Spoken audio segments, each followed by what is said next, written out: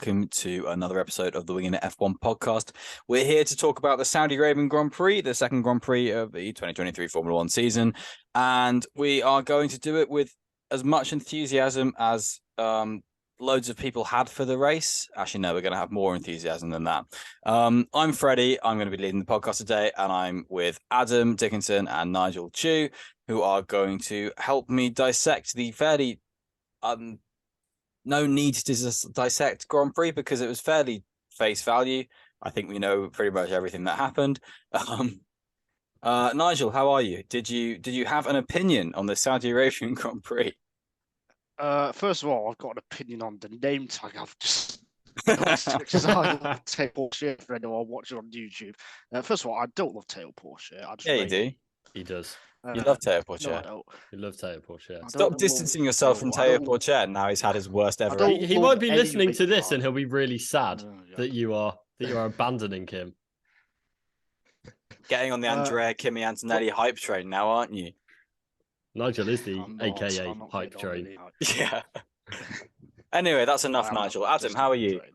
I'm good, thank you. I will just point out to listeners, this is the first episode that you should actually listen to what I have to say, because it's the first episode since I passed my driving test, so I'm now fully qualified to talk about this. So I've got the experience, whereas previously I was just kind of guessing, really. How many miles did you get, Adam?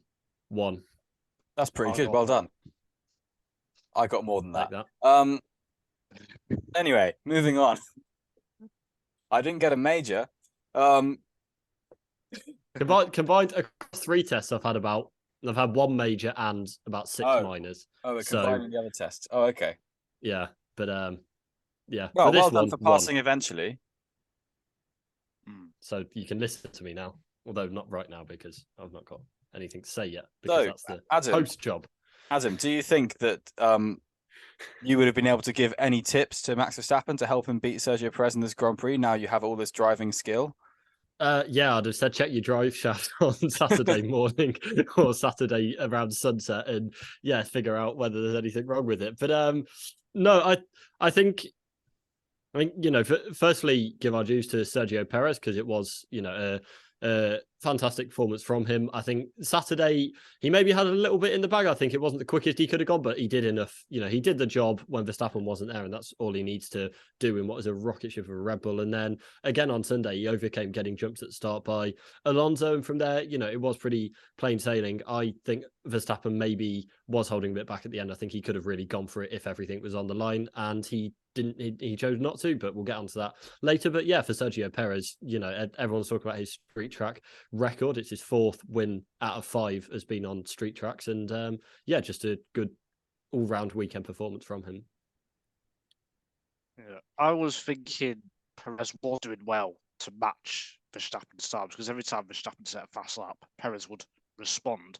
But I'm now kind of thinking both cars were managing the pace because of a problem. Verstappen, of course, reported vibrations, and I feel like both cars were not showing their full hand, to be honest. So it is kind of hard to read too much into it. But like Adam said, I think Perez did a great job, one of his best drives, I think, in F1.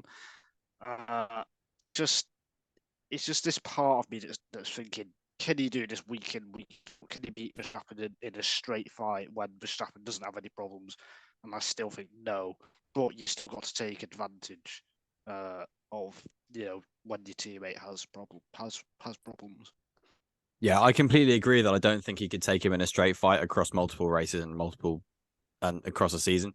But I think I give him a bit more credit than you guys do for the way he took this win in terms of the way they were managing it, because I do think when they officially weren't managing it, they both still had pretty good pace, and Verstappen was told everything was okay, and Checo was told to push, and told on the radio that was broadcast, you're free to push.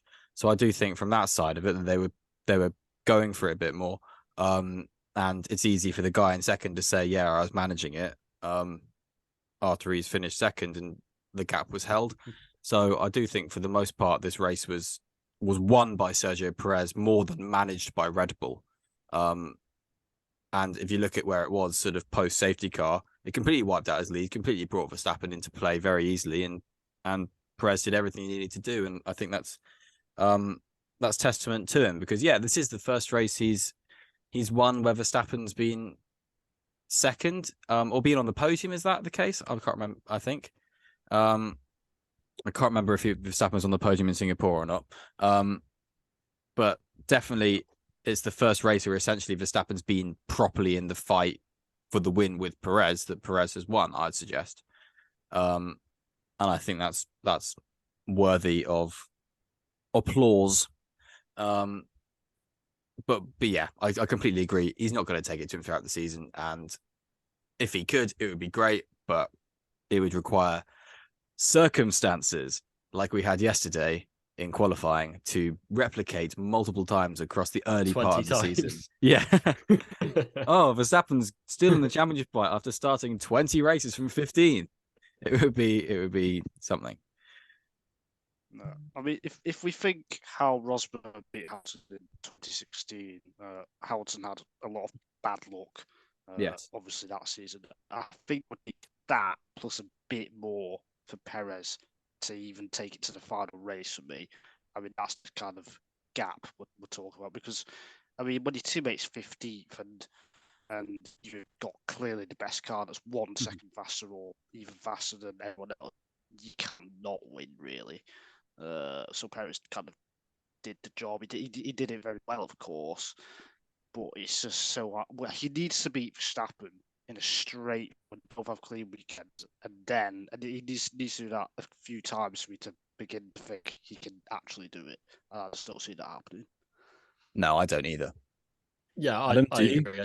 Oh. No, unfortunately, I don't think it's a Rosberg Hamilton scenario, but it is nice to see Perez, take his opportunity, and after kind of the way things ended last season, then he shows that he's still got it, because he was on the back foot for a lot of the second half of last season, and he has come back and got an early win and early pole position as well. And I'm kind of with both of you. I mean, and also, Rosberg absolutely pushed himself to the limit and pushed racing really to the limit to beat Hamilton. He went kind of all out.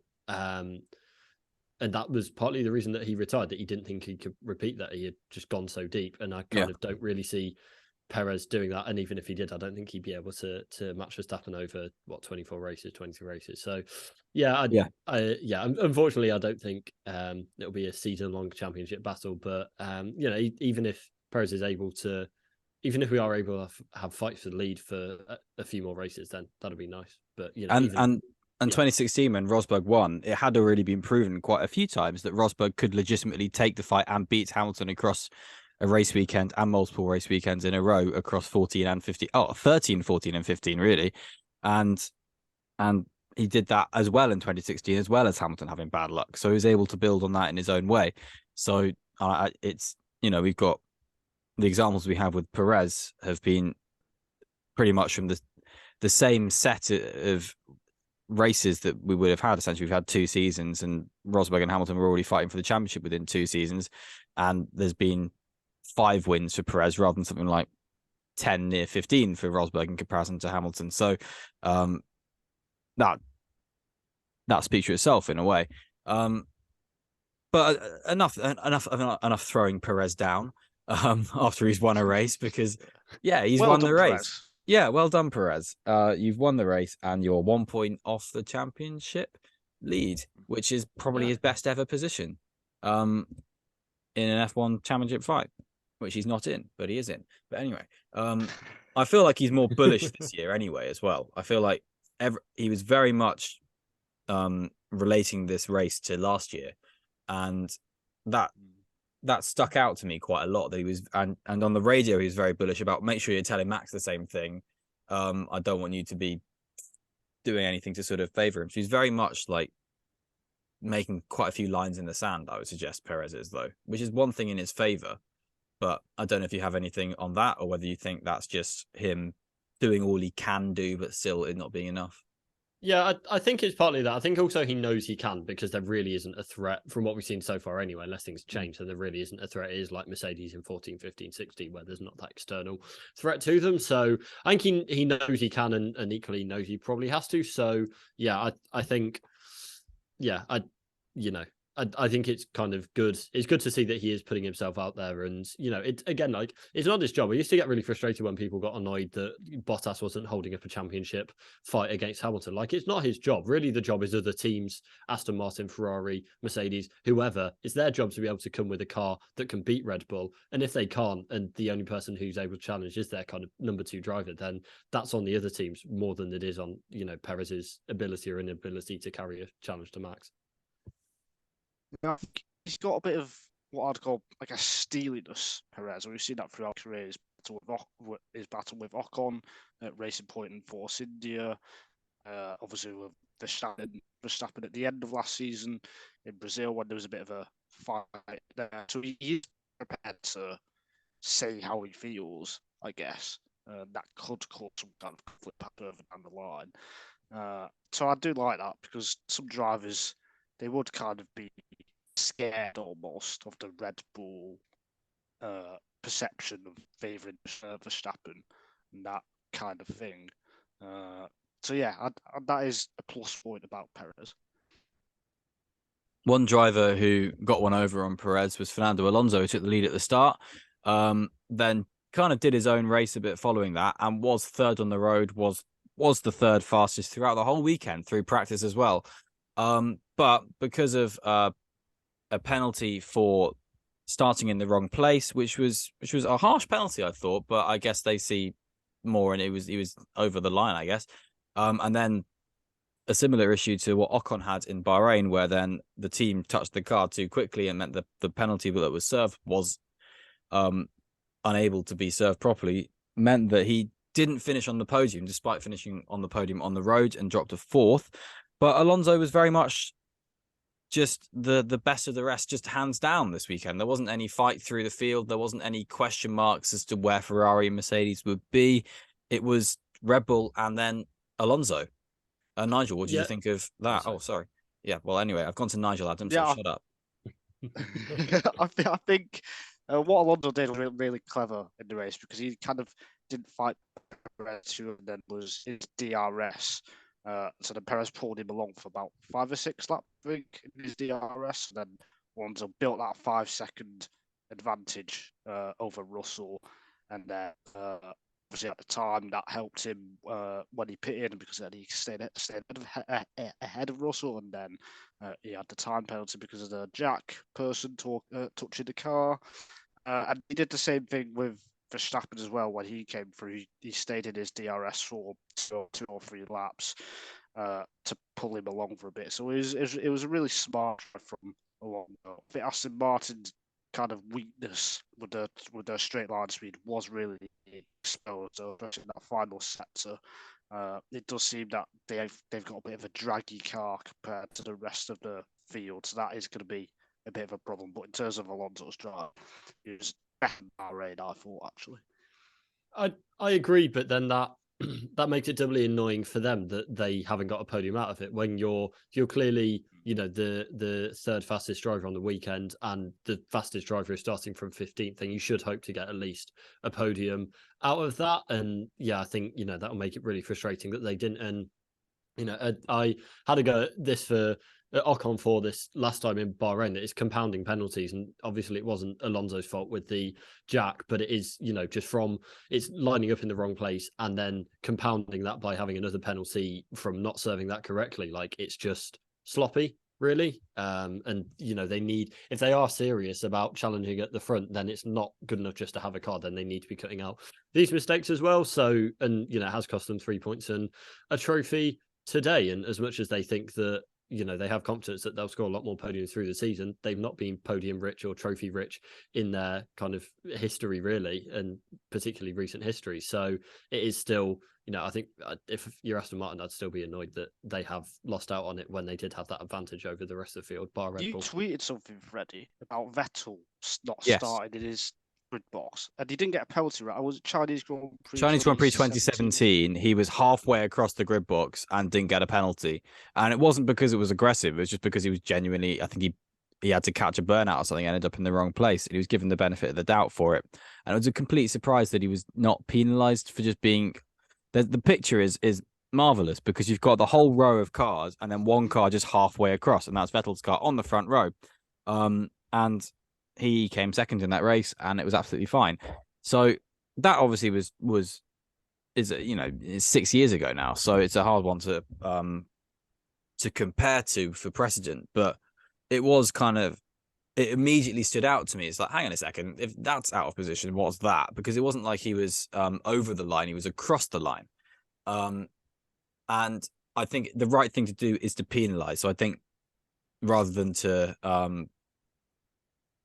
allow, because something that should have been penalized has been allowed in the past. I think two wrongs don't make a right. But it was interesting that it's just kind of like, yeah, we're just going to be really harsh on it now, and we're just going to just say, yeah, that was wrong, and it just kind of that's what I thought, because it seems like they changed their stance. They've changed their stance for this year. Obviously, we've not seen these incidents much over the last 5-6 years, but it does seem they are being a bit more harsh with it, I guess.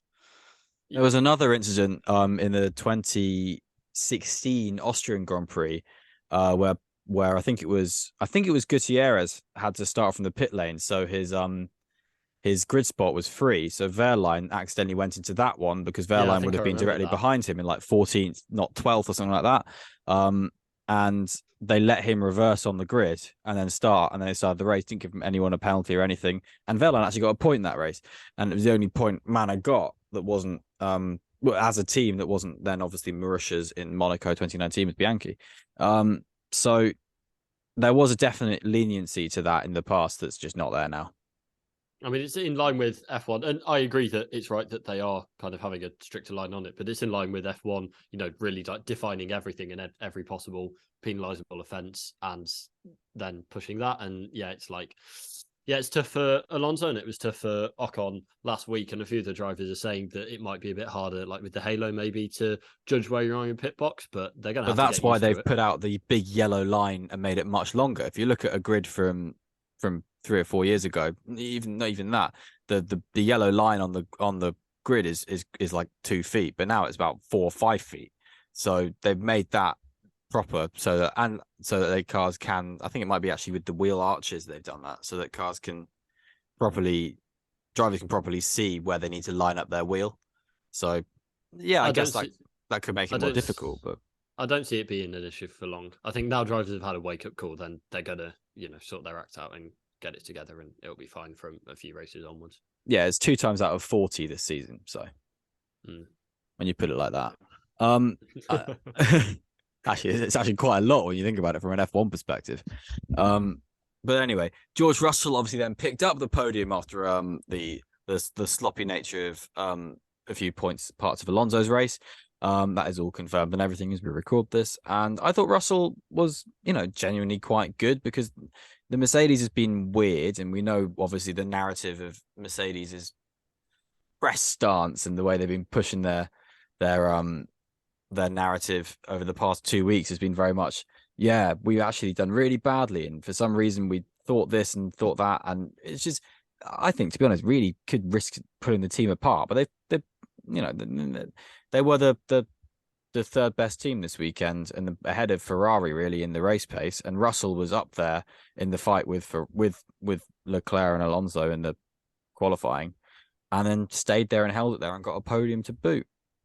Yeah, it was a weekend Russell really needed to have. I thought I thought he was in Bahrain, he just seemed a bit off and maybe a bit frustrated with where everything was. I think he could have beaten Stroll, and that kind of wasn't close. I remember it in the end. So I think he really needed this. And there's a bit at the end. He said he felt sorry for Alonso because he didn't think it was a penalty, and Alonso said he felt sorry for Russell because Russell didn't get the podium and the trophy moment and all of that. So there was all of that going on at the end. But in terms of performance, then it was class from Russell. Again, like, he got the job done. He was able to hang on early on he was able to keep the Ferraris away, although Ferrari did kind of take themselves out of the races. I'm sure we'll discuss soon. But yeah, kind of not much more to say, but a good weekend for Russell. He was the best Mercedes driver, and yeah, he'll hope to carry that on to Australia.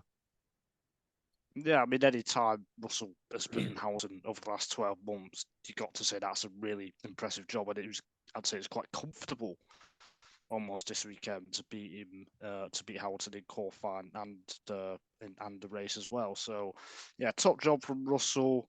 Mercedes are probably better than they thought because there was so much negativity when Toto Wolff was speaking to the media on Friday and Saturday, but they managed to get podium, unexpected, of course. And yeah, it's Russell again, just like last year when he got pole in Budapest and the win in Brazil. He's been there again to get third place. Mm. It was, yeah, he was the more accomplished Mercedes driver this weekend. That was simple, and we'll get on to Hamilton now because he did say something about setup differences between them, but at the end of the day, Russell chose the right setup and Hamilton chose the wrong setup. So yeah, Russell was comfortably better, and I think I agree with you, Adam. It was the weekend he needed because he was out of sorts in Bahrain in a way that Hamilton wasn't, and Hamilton just didn't seem to have the pace. It wasn't like he was flustered by anything. He was on the medium tires and wasn't able to close up. But when he was on the hard tires, everyone was swamping him when he was on the mediums, when they were on mediums. So it just seemed to be all the time in a contra strategy, which just never worked. I mean, he said that he did throw the setup thing up, but he basically said he's just not got the connection with the car. He's not feeling it. He doesn't, he's not at one with it and not able to get the most out of it. So yeah, I think it's, we'll see in Australia whether it is a one-off or whether George is just more dialed in at this moment in the season. But yeah, I think he can't be anything more than disappointed. And he was, having said that, he was, I think, 0.3, less than 2.5 tenths, I think, off beating Alonso for fourth in the end with the penalty. It would have felt very harsh for Alonso if he was down to fifth after the race weekend he had, but this is the way. But yeah, I think Hamilton will be disappointed. But yeah, it's going to be a long road for Mercedes, and fourth versus fifth place will be neither hither nor thither really at the end of the season. Yeah, again, he was still 10 seconds off the podium on the road, wasn't he? So if you put it that way, it's not necessarily, and that's after a mid-race safety car at about lap 20 odd. So it would have been probably longer with full pit stops. He was on the mediums, though, wasn't he? He was on the mediums for 30 laps, and that was kind of a big ask because that was probably not what he wanted to do. Probably wanted to do 30 laps, 35 laps on the hards, and then 20 laps on the medium if there was no safety car. So, and I think he tried to push and overtake Russ, get that track position, trying to hold on. But then I think he kind of realised he wasn't going to have the tyres, and he really went for it. So. Yeah, I don't think Hamilton was that far off in terms of race pace, really. It was just more the qualifying, really. Yeah, that's a good point. Well made. And Mercedes were better because they were both ahead of the Ferraris in the end. The Ferraris were screwed over a bit by the safety car. I think we should add, but Sainz was mixing it with the Mercedes in qualifying and in pace, and it didn't really. Sainz was ahead at the safety car, and they just fell back then. Both Ferraris weren't able to then put a challenge on Hamilton and Russell following the safety car. Sainz, Leclerc 6th, 7th.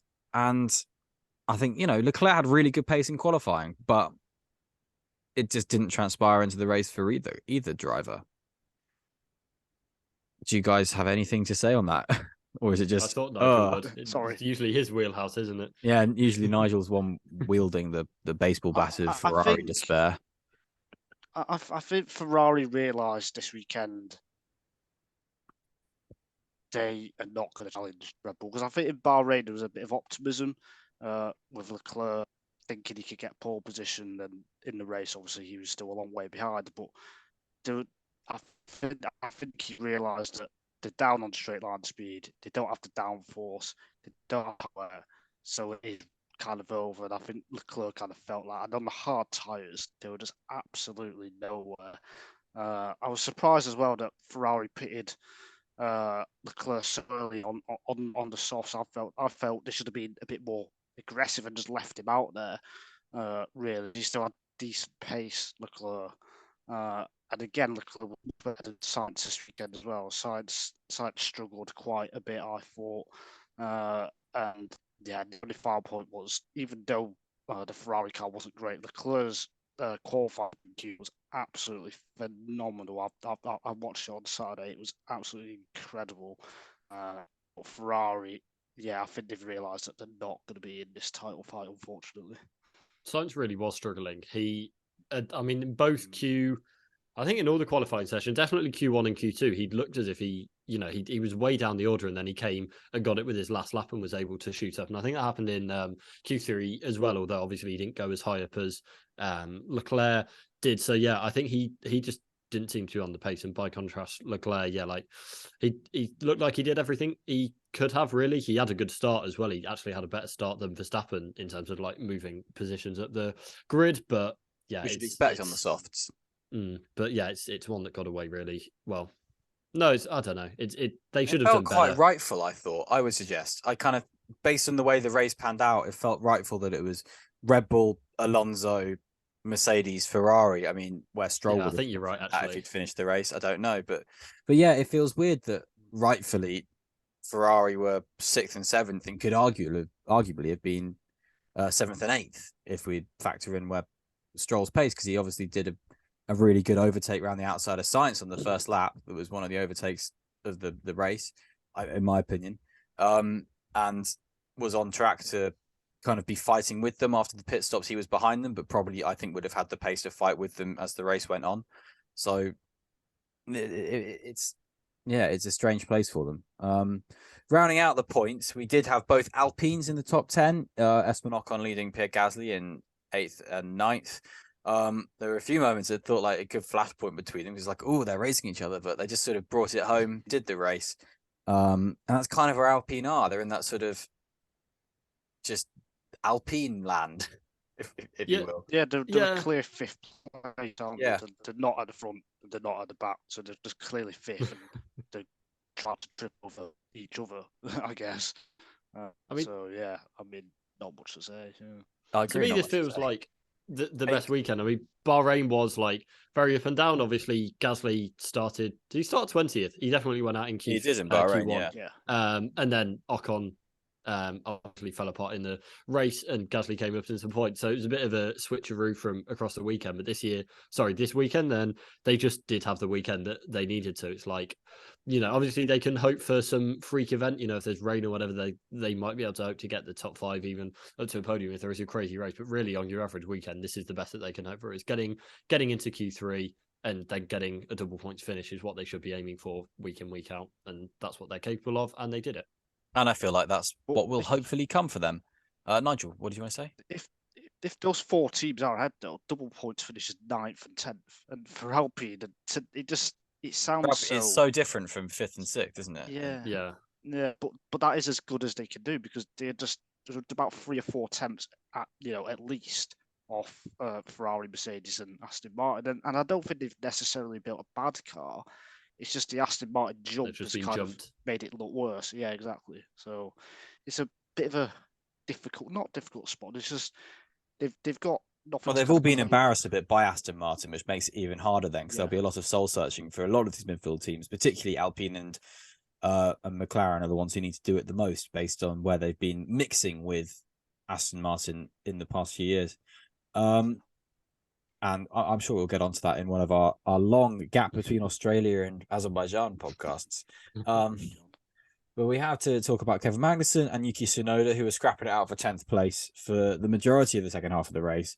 Magnussen had the pace over Tsunoda, but Tsunoda did a valiant defense. And Tsunoda got up there because of the safety car and did hold it for a long time, but Magnussen eventually did put a pretty decent move on him and held it. I think, Nigel, you think Tsunoda deserved a point. I think he got that through circumstance, but on reflection, I do think he did hold it pretty well, because that AlphaTauri is a dog. I think for Tsunoda, I went northern. You are Tsunoda to hold off Magnussen. I know. Well, I think for Tsunoda to hold off Magnussen for as long as he did was really impressive. I mean, his defending, he was kind of putting his car in the right place, so Magnussen was in the dirty air. A few times Magnussen attacked, and he just couldn't get past because of where Tsunoda was. So I think for him to hold him off for as long as he did was really impressive. And I think Tsunoda has made a great start to this season. Quite frankly, he's been much better than De Vries, who, yes, he's a rookie, so he should be beating him, that kind of thing. But considering the pressure he's been on, I think Tsunoda has been great, and I think his drive to not get that point was a bit unfortunate, really, because the Haas is much better than the AlphaTauri, I think. Yeah, I agree. For where the AlphaTauri is, then he did really well to even be up there. And yeah, it's just a shame that he can hold on. But equally, Magnussen did really well. He stuck at it for a number of laps to finally get the move done. And it's going to be really valuable, as we've just said, if the top 5 teams are clear of the bottom 5 teams, and that means on a lot of weekends, then points positions won't be up for grabs, or it would be difficult for, especially AlphaTauri and Williams to be able to challenge for those 10th places. So I think the fact that Haas have got it, it's kind of big for them. They jump Williams in the constructors standings, and for Alfa Romeo and Haas, then anything they can get will be really important in their battle. And just unlucky for AlphaTauri. Yeah, these points will probably be very, very costly later down the line. Any point for Williams, AlphaTauri, Alfa Romeo, Haas is important. Gold. Yeah, exactly. Anyone else you guys want to talk about? I think McLaren we should have a discussion on, because it was just, again, another poor race for them. Piastri did show some pace in qualifying, but we don't know where Norris would have been after he made a pretty stupid mistake in the start of qualifying and turned into the wall. I say it like it's easy. It's a nightmare circuit, and if you're on a rhythm, you're on a rhythm, and if the rhythm doesn't work out, then you turn into a wall, to be fair. No, I can drive now. Don't turn into walls. Oh, okay. I've not done it. Is that your major? Yeah, my first one. Yeah.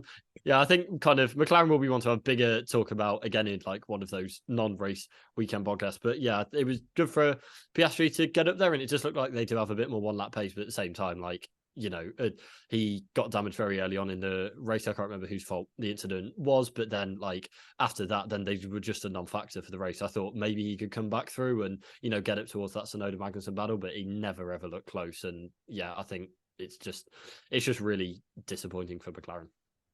I think Piastri could have got points without that incident. He was very unlucky, because sometimes that contact, I think it was with Ocon or Gasly, one of the Alpines, it was the tiniest bit of contact where he broke his front wing, and then Norris broke his front wing as well in the race. And both cars were running last, actually, after 4 or 5 laps. So they were unfortunate. It's just when they were in that battle with the Williams or Sargent, the amount of drag on that car, my God, the straight line speed difference is absolutely huge, and that is going to be a massive problem this year if they're trying to defend or attack, because they just can't, quite frankly. They're going to be sitting ducks. But Piastri did a pretty good job, I thought. He was matched Norris, arguably better than Norris this weekend, considering Norris made that mistake. So good weekend from him after some critics in Bahrain, even though people were judging drivers after one race, which is stupid. You should judge them over a few months at least. So yeah, Piastri. Doesn't mean their third F2 season. Yeah. I was just going to throw out Sargent as well. Really disappointing for him. Obviously, he didn't get a lap in qualifying at all, so he was out. And then in the race, got jumped by Piastri at the end, and just overall for Williams after the highs of Bahrain, it was a bit of a crash down to earth, really. So yeah, they'll have to go better in Australia.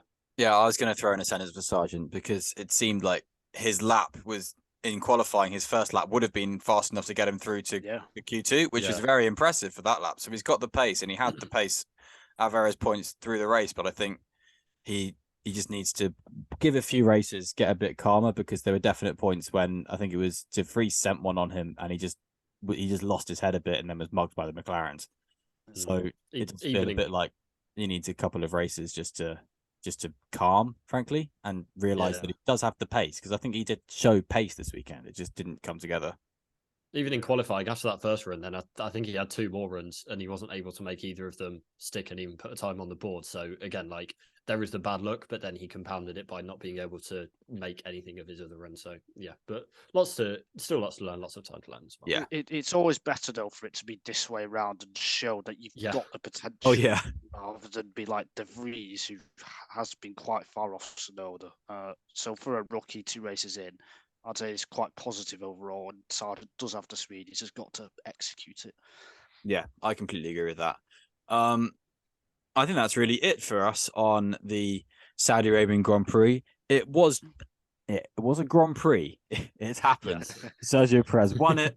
Verstappen started from 15th, if you remember, and that's probably it that we'll think about when it comes to the Saudi Arabian Grand Prix come the end of the year. Jeddah, just I guess it didn't really deliver the chaos that it has in the past, but I think it's that's the nature of the Formula One pecking order this year rather than anything else. We'll see what happens come Australia. Do you guys have any other business for the Saudi Arabian Grand Prix? I want to say, for when this episode goes out, happy birthday to Adam Dickinson, 22 years old, joining me.